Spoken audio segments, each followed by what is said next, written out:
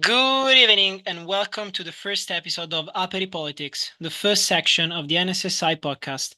I am Alessandro Tamburini and together with my colleague Alessandro Sbergamo, we will guide you through the weekly news. Just to introduce ourselves, we are two university students passionate about politics, international relations, security. So, together with Gaia, the big boss of NSSI, we decided to launch the podcast of our network. In fact, thank you, Gaia, and thanks to all that are helping make this little project come true.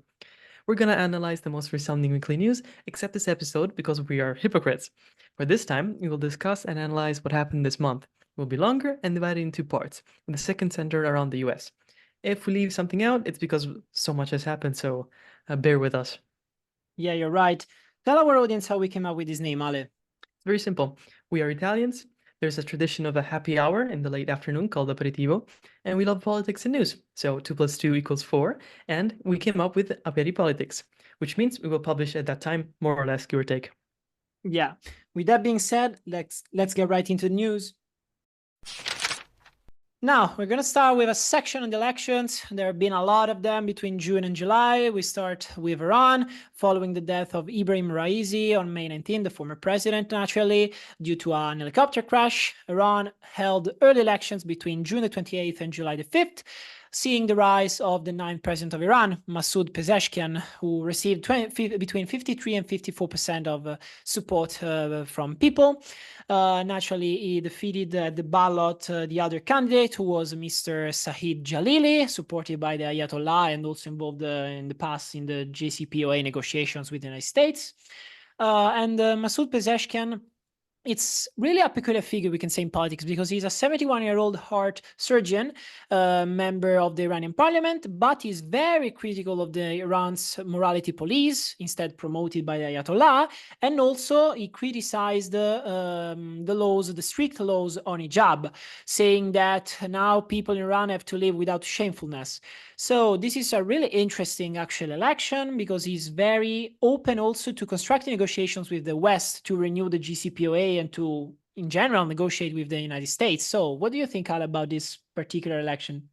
Well, can I be honest? I think it's all smoke, no fire, because literally, I don't think it's gonna change that much. I could be proven wrong, but it's very suspicious to me that now suddenly Iran is open to the West, and yeah, we're all friends, let's go. I think it's either a strategic, let's say, placement of this guy, where at the surface level, you could say Iran is open, but in reality, it's not, because I don't see the Ayatollah very much communicative with the American and then the Western counterparts. So there's that. I also think the helicopter crash is a little bit kind of like off the books CIA thing, maybe. I don't know. This is a conspiracy. I don't know what to say. Definitely it's strange to me, the whole thing of the guy dies from a helicopter crash and now they're open to the West. Like, whatever you think, that is very strange. Yeah, I mean, that's maybe too much of a speculation, the one you says about the helicopter, but I agree on Allegedly, that point. CIA. Don't come to my house. Thank you. Yeah. Yeah, but I agree on the other point. I think that's very strange that now the Ayatollah leaves a candidate being elected who is stately, open to the United States, to the West in general. So he will probably be so much limited during his mandate. Talking about democracies and great places to live in, Venezuela. So as we all know by now, Maduro won 51.2% of the votes, which is 10% more than González, his opponent. Of course, he got every single vote in a democratic way, except not, because some days ago he was below 10%, more or less, give or take. And his opponent was at like 40%, right? Yeah, I think it was actually over 50%, and while Maduro almost 12. Right, okay. So, and now magically he won. So obviously there's something going on. Plus, the Organization of American States stated that this election has failed to meet the democracy standards. No one was shocked by this. One note, the opposition leader González isn't actually the opposition leader, as Maria Corina Machado was, but her replacement, Corina Yoris, so the second first replacement, sorry, were upheld from holding public office.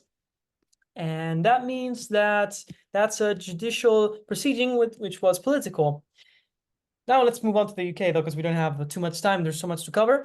The UK is actually everything proceeding normally because the British people were fed up of Rishi Sunak. In fact, the Labour Party won 411 seats, up 209 from the 2019 election. And meanwhile, the Conservatives won 121 seats, which is down 244 from the total of 365 they used to have. I don't know about you, but I think Rishi Sunak was trying to do what he could with the term. I think he failed. He tried his best with the inflation.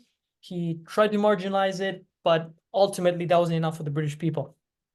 Yeah, first of all, let me praise the British for their formality, for being elegant, because I saw a really good speech about Mr. Starmer referring to Sunak and also vice versa. So congratulations from my side, honestly. But Garner I is the new prime feel, minister, by the way. yeah. But I feel really bad about Rishi Sunak because I felt he was a cool guy.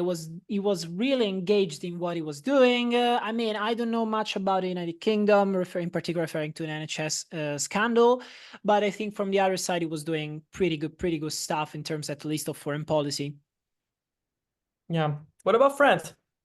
Well, France had and has a peculiar situation because in June the European election showed that people supporting the far right of Rassemblement National of Le Pen and Bardella, with Bardella elected. Then after this, Macron decided to dissolve the parliament because of the debacle. Then he called for early elections. At the first round, the results were confirmed after the European election, with still with the Rassemblement National heading all the others with 33%, followed by Nouveau Front Populaire. So a really great defeat by Ensemble, who was only the group of Macron, actually, was only the third party. But incredibly, everything changed at the second round, the July 7th round, when actually the Nouveau Front Populaire became the first party, and the Rassemblement National was downgraded to be the third party, still achieving great results in terms of seats compared to the previous legislation. But it was not what they expected. At least Bardella wasn't expecting that. And this is pretty strange how everything changed in just 1 week. Apparently, French people can change idea faster than their slow and boring Olympics opening ceremony. But I'm just kidding. This is my opinion. What do you think, Ale? About the Olympics? No, about the elections. Okay, because that would have opened a whole new episode. No, it's strange. I have said that so many times, but it is true. Because obviously, how do you have the right winning and then suddenly the left is winning? I think at the beginning, I was thinking something went on, which was, again, strange. But then I looked at it, I spoke with some friends who deferred, and overall, I basically had a change of thought, which is at the first turnout, those who voted, the right wingers, either didn't vote for the second turnout, the second round, or more of the left was consolidated in voting because they were afraid of the rise of the right and Le Pen's extremist policies. So that's probably what happened. I think in politics, this is a general rule of thumb, propaganda and publicity is probably the most important thing you can do. Yeah, I mean, that sounds like a theory, even if I haven't read about it. I think it's more probably related to the strategic withdrawals of Nouveau Front Populaire and Ensemble after the first round, because many candidates withdrew and gave votes to other candidates to prevent Rassemblement National to gain the majority. I think it's more related to that, but we do not know. Apparently, Nouveau Front Populaire won, even if there is still a hung parliament without a coalition formed and without an official prime minister, even if there is still Attal right now governing. So we will see what happens in the next months. I think Macron did a strategic thing in whatever he did now because he knew that the right was going to gain votes, but he also knew that it was going to cause a chain reaction to those who oppose the right and essentially consequentially have them to join together. Yeah, I agree about the strategy of Macron, yeah. Now, remaining in our familiar context, the European Union, we know that in June we had the elections. The PPE again kept the majority, gaining a lot of more seats. The right and far right, actually the ECR and the new Patriots for Europe, which is the ex-Identity and Democracy, which does not exist anymore because now Patriots for Europe has been founded by Lega, Fidesz, which is the party of Orban, Rassemblement National, and also other parties, gained a lot of seats. They are now the ECR is now the third party in Europe. Also, the left in Europe gained some seats, while all the other parties, including the Renew, lost some seats. We have witnessed also the creation of the Europe of Sovereign Nations, founded by the AfD party, which is the German party, firstly expelled by Identity and Democracy in May because its leader, we can say, Maximilian Krah, told an Italian newspaper that the member of the Nazi SS were not necessary criminals, and so the Identity and Democracy preferred to expel him. And apart from these results, which is this last topic is really funny to me. Apart from this, we have the reconfirmation of Ursula von der Leyen to the European Commission, of Metsola to the European Parliament. We have the new nomination of the socialist Antonio Costa to substitute Charles Michel as the president of the European Council. And interesting to me is Kaja Kallas, former Prime Minister of Estonia, named as UI representative for foreign affairs and security policies after she failed to be nominated as new Secretary General of NATO. So now talking about this, and also especially considering that the rotating presidency of the Council of the European Union is now on the hands of Hungary and Orban. What do you think could be the role of Hungary in this? Well, I'm not exactly sure how the Europe of today will look in, I don't know, 6 months, but I just find it really interesting how everyone is essentially hating on Orban for sort of trying to build a bridge with Putin, and I think he also went to China, right, recently. Yeah, he went, but not informing the EU, or Right. at least not receiving the authorization. So I'm not very, let's say, appreciative of Orban in general. I don't think he's a great leader. He's great with patriotism and all that stuff, but overall, I don't really like him, let's say. I do appreciate this building bridges that he's doing because, to put it bluntly, if you do not want war, even in like Europe as a general, if we want to act as like the old continent who's the mature and the wisest one of them all, if we keep funding war, may it be Palestine, may it be Ukraine, may it be wherever you want, I don't think we're going to find peace. So I think the best answer in general is diplomacy.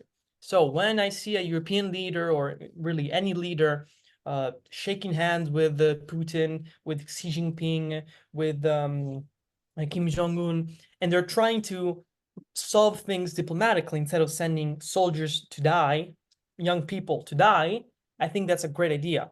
So I appreciate that of him.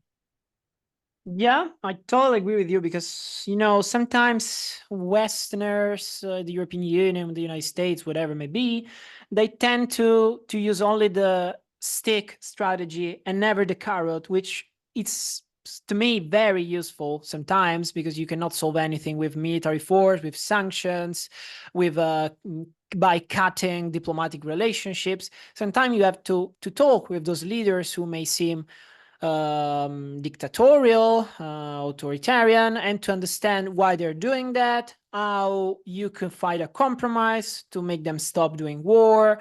So I think what Orban is doing is just, we can say, taking advantage of his position, meaning that he's closer to Putin than other European leaders. So he's taking just advantage of this to try find a way to solve the conflict in Ukraine. Maybe that is a little bit too ambitious, but at least to to calm down the situation. So I think what he's doing, yeah, I understand the European Union saying, okay, you as a rotating president, you cannot do that because it is not your power.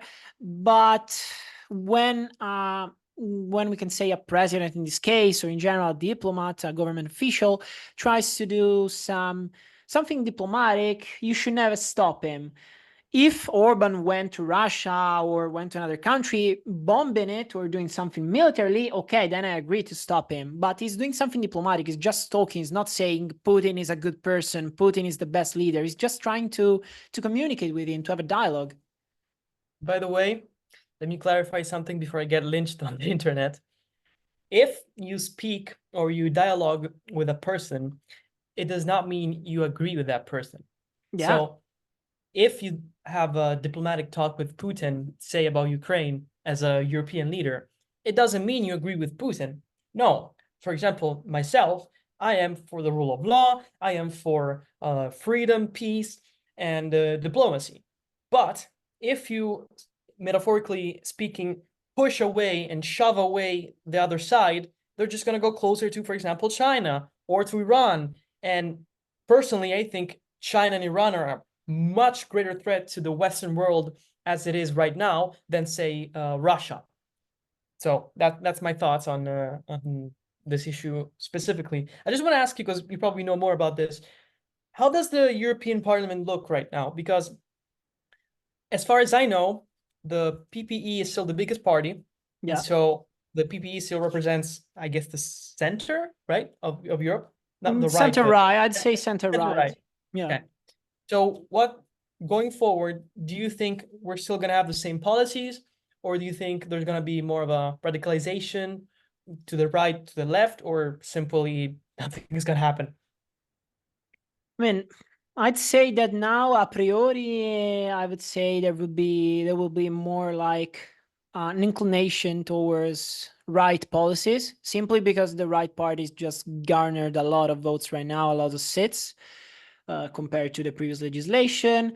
But I don't think there will be much of a radical change, just simply, and I may be wrong, absolutely, but just simply because of the reconfirmation of von der Leyen and Metsola. So von der Leyen in his speech expressed more or less the same, that she wants to carry on more or less the same policies she did in the previous legislation, obviously changing something to accomplish new stuff, to make countries more happier about that. So I don't think there would be a radical change. A radical change could happen if the so long debated European Defence Union will take place.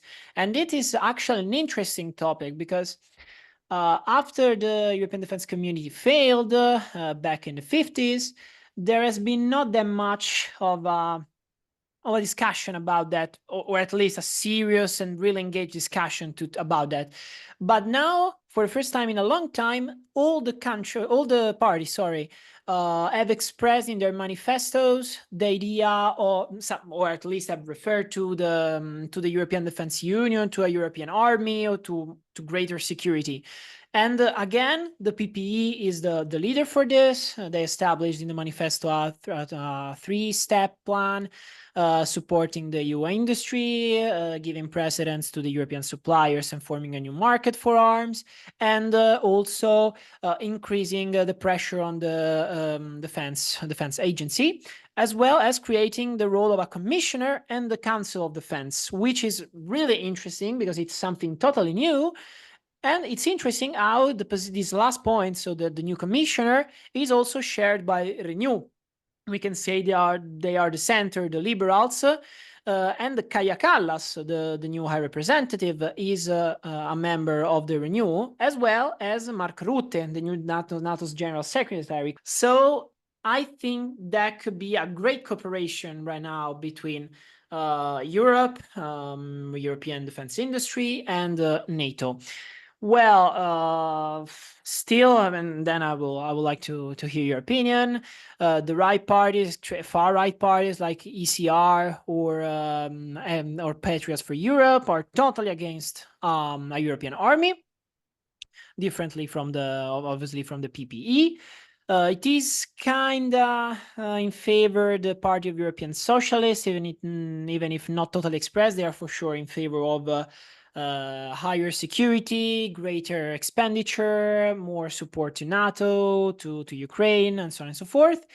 While the unique party totally against anything about defense is the left in Europe, which is interesting because it is the only party, except for the right ones, gaining some seats. So it's interesting that. And the left in Europe, they're totally against any support in NATO and increase the military presence and expenditure in Europe, against European army and so on and so forth. So it's interesting. What do you think about the possibility of increasing military expenditure? Do you think that could also maybe eclipse NATO one day in the future? Oh, hell no. No, I don't think it's going to happen. And if it's going to happen, well, I'll be proven wrong. Look, like, military expenditure is fine, but we have to defend ourselves if need be. By the way, Trump has been clear that if we don't pay what we have to pay for NATO, then he's going to leave and America is going to leave. So if he becomes a new president and we don't pay, then NATO becomes a American-less NATO, which would be very interesting. At that point, it would be simply a European Defense Union, right? More or less. Now, I don't think it's necessary to have a European Defense Union. So the idea is cool, don't get me wrong, but this should have been from the beginning, right? From the get-go. So right now, people don't understand the level of intricacy and complexity that the NATO organization has. From the 5.56 ammo to shared intel to drones to training, there's so much that goes on into, by the way, NATO, if you're listening, please accept my internship, thank you. There's so much that goes on with the NATO countries that if we were simply to say, okay, well, let's take all of that and throw it and make our own thing, I don't think it really would work.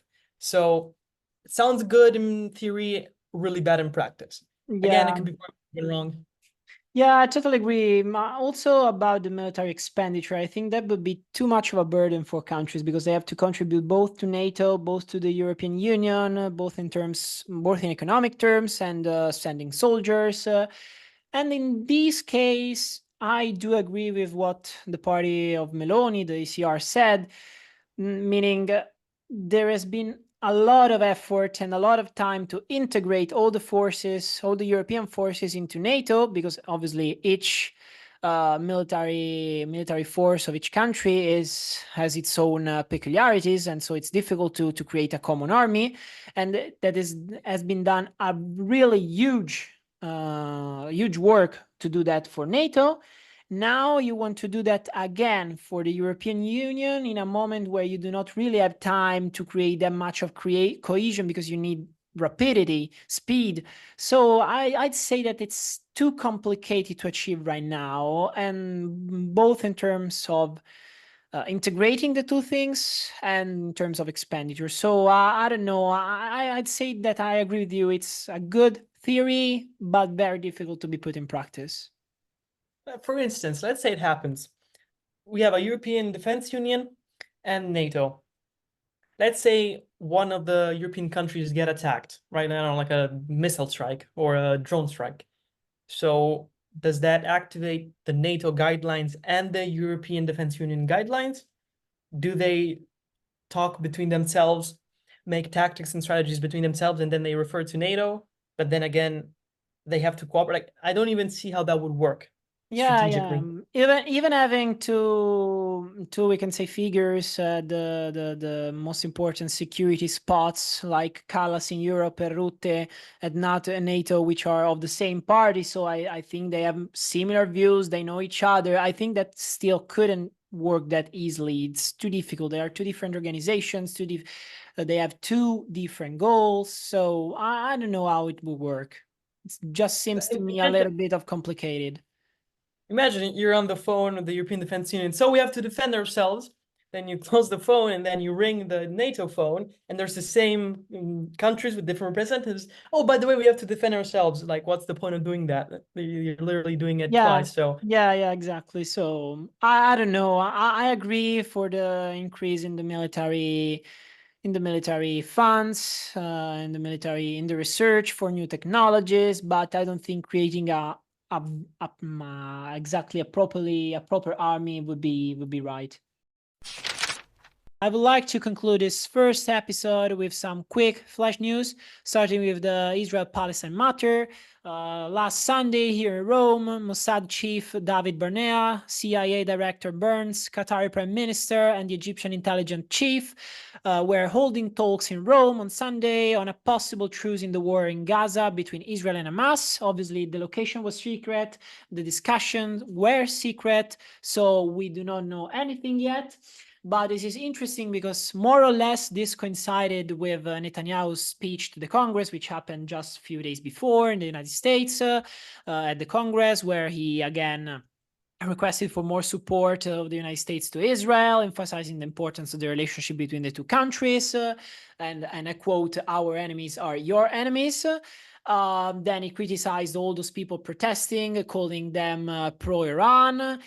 He also, I remember because I've seen a part of it, that he praised some Muslim Israeli soldiers who were there in the Congress, defining them as heroes. And obviously also saying that he has a precise view for Gaza post-conflict, which is like governed by Palestinians who do not wish to wage a war against Israel. Obviously, this speech was praised by the Republicans, was highly criticized by the Democrats, including Kamala Harris. But, you know, obviously politics is this way. There is someone who is your ally, someone who is your enemy.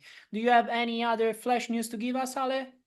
Well, actually, we could do a really quick thing on NATO, on the NATO summit at Washington. Yeah, so the NATO summit, basically same old, where the participation, we had the Asian countries, we had also Oceanian ones. Then the support for Ukraine was renewed.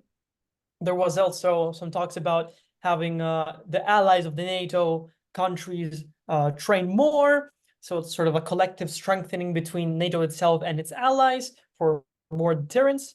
And finally, a tougher stance on China. So I would say it's the same that they've been doing so far, but it's just a restatement of what should happen in the upcoming months and years. Yeah, and we remember the new nomination of Mark Rutte as the new Secretary General, substituting Stoltenberg at the end of the Monday. And that too, right. Well, I think that's it for the first episode. Actually, if you're interested, you can also go check part 2, where we focus on the American side of things, because that's a lot of stuff that's happening over there on the other side of the continent of the ocean. Follow us in the social that we have, which are, Ale? Yeah, we're LinkedIn and Instagram.